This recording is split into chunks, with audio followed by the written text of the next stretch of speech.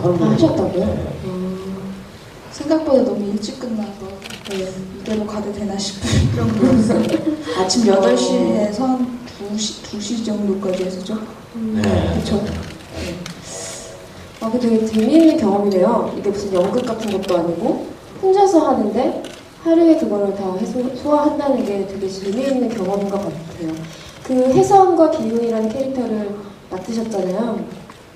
아까 대기실에서 유준 씨하고 잠깐 얘기를 나눴는데 저는 일단 기훈 얘기 먼저 하면 기훈이라는 캐릭터가 저한테 가장 리얼하게 느껴졌거든요. 입체적이라고 생각했어요. 쓰레기 같잖아요. 쓰레기잖아요. 여자친구를 그렇게 팔아가지고 등쳐먹으면서 화내고 살고 근데 사랑하더라고요. 사실 도망칠 수도 있었거든요. 그렇잖아요. 그 아버지가 왔을 때 도망칠 기회 얼마나 많았어요. 근데 너무나 한심한 사람이라서 무서워서 도망도 못 치는 거예요. 이 아저씨가 자기를 살려줄 것 같으니까. 그런데 또 가다 보니까 진짜 혜선이를 사랑하고 있더라고요. 그래서 되게 재미있는 캐릭터구나라고 생각했는데 그 기흉에 대해서 어떻게 생각하셨어요, 이준 씨 처음에? 예, 저도 뭐 같은 생각이고요. 아까 쓰레기 같다고 막 그러시긴 했잖아요, 그쵸? 예, 그쵸. 그게 제일 재밌어. 이 일반적인 캐릭터는 아니라고 생각이 들었고, 일단 저는 기웅이 하는 행동들을 좀 들어본 적도 없고, 네, 그런 사람이 있다라고 생각을 해본 적이 없는데, 이런 사람이 있구나. 아무리 그래도 여자친구잖아요. 예, 그래서 나중에 그렇게 기웅이가 변할 줄 몰랐는데, 그 마지막에 저는 너무나 기웅이가 좋았던 거는 처음에 마음에 안 들어서 마지막에 칼을 이렇게 찌르려고 하다가 목에 베이고 그 발목을 딱 잡더라고요. 여러분들은 기억이 안 나실 수도 있지만 저는 기억합니다. 그 발목을 잠깐 잡아요. 한 1초 정도 나와요. 네, 근데 그걸 이제 딱 놓치죠. 그 장면을 보고 이제 저기 혜선이를 굉장히 사랑한다고 느꼈죠.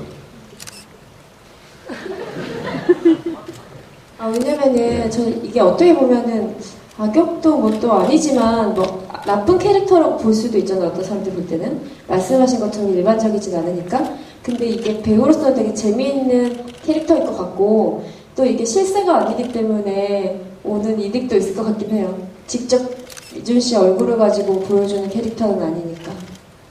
네, 뭐 제가 직접 얼굴이 나오는 게 아니기 때문에 막 해도 되고 일단은 정말 막 했어요. 이게 막 한다는 게 정말 그 나쁜 뜻이 아니고 감독님하고 굉장히 즐기면서 제가 막 하라고 했어요.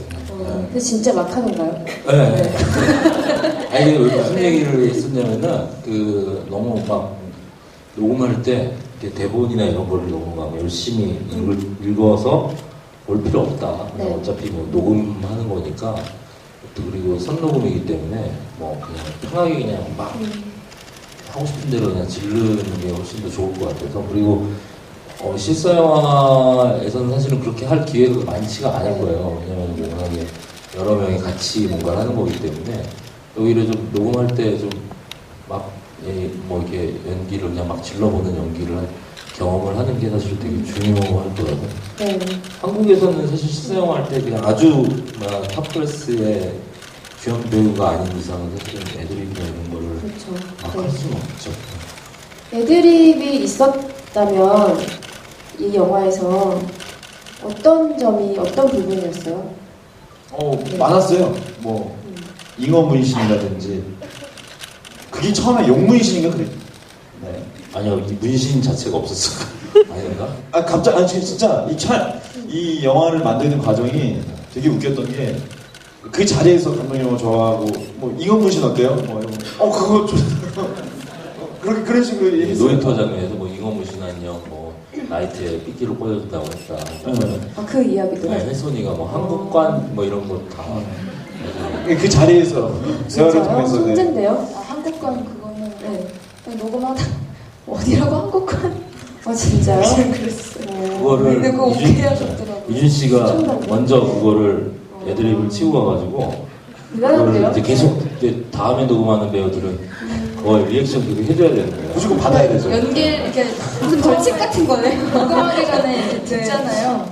근데 전 그 그 장면에서 그 대사가 너무나 사실적이고 구체적이어서 확 몰입됐거든요. 갑자기 그 세계관에. 근데 그게 이주연 씨의 드립이었구나. 근데 그런 걸 이제 처음에 하니까 굉장히 편하죠. 그러니까 그런 걸 느끼셨다면 잘 받아주셔서 제가 진짜 막 해놓고 갔어요. 그걸 이제 책임 녹음하기 전에 듣잖아요. 네. 이제 어떻게 하셨는지 네. 이제 그걸 듣고 저도 녹음을 하는데 대본에 써져 있는 그 대사대로 거의 안 하셔가지고 아, 이주연 씨 굉장히 멋있는 배우다. 그러면 나는 거기서 네. 다시 그러면 내가 여기서 어떠한 리액션으로 받아치면 좋을까 이제 그때부터 하다가 고민하면서 지금 생각해보면 애드립이 되게 많았던 것 같아요. 어. 그 이제 뒤에 부분에 유승용 선배가 얘기하는 거 있잖아요. 거의 애드립이었던 것 같아요. 아, 그래요? 그 약간 톤이 막 왔다 갔다 하잖아요. 네네네. 그거 완전 애드립으로 막 그때 뭐 나중에 정체가 이제 밝혀지고 나서 네. 네가 도망가면 내가 너무 뭐 그런 내 돈 갚아라 그런 거. 저는 막 심지어 그 목소리를 듣는데 막 유승용 씨 얼굴이 막 바로 가자 막 이런 거 보였어요. 있잖아요. 비리는 것처럼 막 보이더라고요. 뭐 뒤에 뭐 네. 뭐야 뒤에 이런 데서 또 한번 쳐봐야 되는데 그거는 애드립이 아니었어요. 네, 그거는 굉장히 꼼꼼하게 제가 쓰고 그 혜성 같은 경우는요. 어떤 관객들을 보시면은 아까 처음에 인물이 뭐 기능적이었다 설계를 그렇게 하신 것 같은데 그게 늘 누군가에게 도움을 받고 있는 상황이잖아요. 뭐 노숙자 아저씨라던가 처음엔 남자친구 그리고 나중에는 어떤 회심의 한 방이 있긴 하지만 늘 구조를 요청하는 인물이고 그래서 왜 그럴까라고 생각했을 때 한국 사회에서 가장 약자일 수밖에 없는 캐릭터이지 않을까라는 생각을 저는 했거든요. 근데 연기하시면서 혜선을 어떻게 받아들이셨는지 관객들의 혜선을 어떻게 생각할 거라고 생각하셨는지 궁금해요. 어떻게 보면 영화 안에서 늘 기능적인 역할을 할 수도 그렇게 충분히 보실 수도 있고요. 저도 솔직히 말씀드려서 그렇게 안 느꼈던 건 아니었고 그런 부분들이 분명히 존재한다 생각하고 그럼에도 불구하고 제가 바라봤던 영화 전체를 많이 봤어요. 영화 전체에서 혜선이 이 캐릭터가 얼마만큼의 역할을 하고 마지막까지 가는데 있어서 어떤 역할을 해줄 수 있을까 그런 점들을 좀 더 중점적으로 많이 봤던 것 같고요. 그래서 조금 더 여자들도 치고 그런 점에서 좀 더 이 캐릭터에 조금 더 재미를 관객들한테 느끼고자 좀 저도 원했던 부분이었기 때문에 그런 어떤 계속 중반 후반에는 계속 울부짖고 살려주세요 도와주세요 이런 대사들이 주로 많아서 그 중간중간에는 어떤 그런 포인트들 재밌게 해줄 수 있는 포인트들이 별로 없어서 그 초반에 좀 그런 부분들을 많이 잡고 들어갔던 것 같습니다. 네. 저는 방금 이렇게 듣다가 정말 두 분 모두 굉장히 영민하신 배우들이다라는 생각이 든 게 이 영화가 그 사회를 비판하는 굉장히 현실적인 문제를 다루면서도 한편으로는 한 축이 좀비라는 장르물이잖아요. 호러의 장르물이 그 두 개가 완전 깍지 낀 듯이 딱 맞잡고 있는 영화인데 이게 실사였다면은 어떻게 보면 약간 기능적으로 보이는 그 부분이 굉장히 편안하게 다가왔을 거예요. 왜냐면 실제로 액션을 하고 있을 거기 때문에. 근데 우리가 확실히 실사가 아니기 때문에 한 발 뒤로 물러나서 본다는 느낌도 있고요. 그리고 저는 이 영화를 보면서 와 진짜 이거 내가 실사로 보고 싶다라고 생각한 솔직히 장면이 있었거든요. 그러니까 이 박진감이 너무 넘쳐서 그 초반에 기웅이 혜선의 아버지랑 영화방에서 숨어있는 그 시퀀스랑 나중에 혜선이 엄청난 액션들 보이죠. 마치 카이지에서 나왔던 것처럼 공중을 철근을 막 걸어다닌다던가 마지막에 전선줄 같은 거를 간다던가 이런 장면들은 실사로 봤으면 진짜 힘들었을 정도로 긴장감이 되게 좋았어요. 실사인 것 같아요. 거의 실사 같잖아요. 아니, 영화는 실사를 해야 되는 것 같아요. 1000만 넘어서 그런 자신감이 생겼습니다. 그래서 사실은 애니메이션이 주는 쾌감이 2D가 주는 장르적 쾌감이 분명히 있어요. 그 감독님이 옛날에 제가 처음으로 감독님 인터뷰를 했을 때가 괴지의 왕 첫 번째 장편 애니메이션 때였어요. 근데 그때 제가 되게 단순한 이런 질문을 했죠.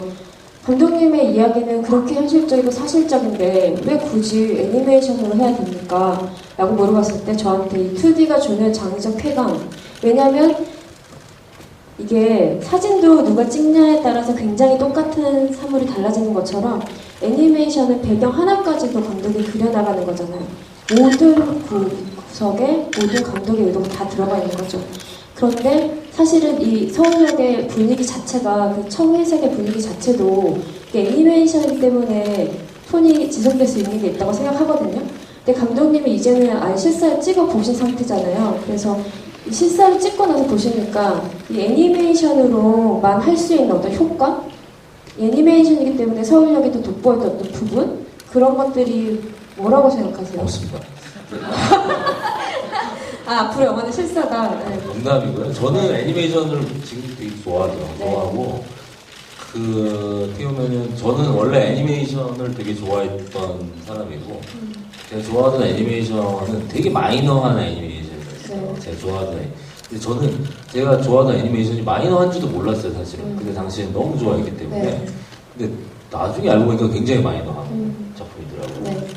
근데 뭐 예를 들자면은 뭐 목소리 톤이나 이런 거, 성우에 대한 톤이나 이런 거 생각을 해보면은 다시 되돌려 생각을 해보면은 제가 아키라라고 하는 작품을 중학교 때 봤는데 네. 아키라 보신 적 있어요? 혹시? 아키라 보신 분 있으려나? 저 봤습니다. 네, 아키라를 보면은 이 목소리 톤이 되게 좀 이질적이에요. 특히 네츠오라고 하는 그 배우의 캐릭터의 목소리가 되게 좀 이상해요. 그러니까 약간 기존에 우리가 애니메이션을 볼 때의 그 캐릭터의 목소리 톤하고는 완전히 다른 거예요. 그 아키라라고 하는 게. 근데 그 이질감에 제가 중학교 때도 그 애니메이션 보면서 완전 꽂혔어요. 매료가 돼버린 거죠. 그리고 아키라의 작품 분위기라든가 그런 것들이 거기에 완전히 이제 매료가 된 거죠. 매료가 돼서 사실은 이제 대지왕이나 사입이나 서울역까지 사실은 어떻게 보면 제가 좋아하던 그 코드들을 그 쫓아서 이제 하게 된 건데 애니메이션을 좋아하는 팬으로서 하게 된 건데 결과적으로 생각을 해보면 사실은 아키라도 뭐 굉장히 전 세계적으로 유명한 작품인데도 불구하고 마이너한 작품이라는 거죠. 그리고 뭐 제가 좋아했던 감독들, 뭐 곤사토시 감독이라든가 이런 감독들이 그러니까 곤사토시 감독 제일 최근작인 파프리카가 제작비가 한 100억이 넘을 거야 아마. 100억이 넘는데 곤사토시 감독은 일본 박스오피스에서 10위권 안에 들어가 본 적이 한 번도 없다고 하더라고요. 되게 전 세계적으로 유명한 크리에이터임에도 불구하고 엄청난 이제 투자사들한테 손해를 입히고 있는 크리에이터들인 거예요. 그런 거를 되게 좋아했던 거죠. 네. 이제 계속 근데 손해를 입혀도 되는 걸까요, 제가? 그런데 사실은 부산행이 1100만이 넘었잖아요. 아, 그렇죠. 그 같은 배급사 아닌가요? 맞아요. 그죠? 괜찮아요. 근데. 맞아요. 제가 지금 손해 입힌 거에 몇백 배를 벌어졌기 때문에 괜찮아요. 괜찮다고 생각을 하는데, 뭐 근데 조금 개인적으로는 좀 네. 고민스러운 지점이 있더라고요. 저도 이제 이 작품, 그러니까 서울역이라고 하는 작품은 오히려 좀 제가 대지왕이랑 사이비를 했지만은 더 제가 좋아하는 영화예요. 그러니까 제 취향의 직결이라고 볼 수 있는. 왜냐면은 네. 대지왕이나 사이비 같은 작품을 할 때는 대지왕 같은 경우는 처음 이제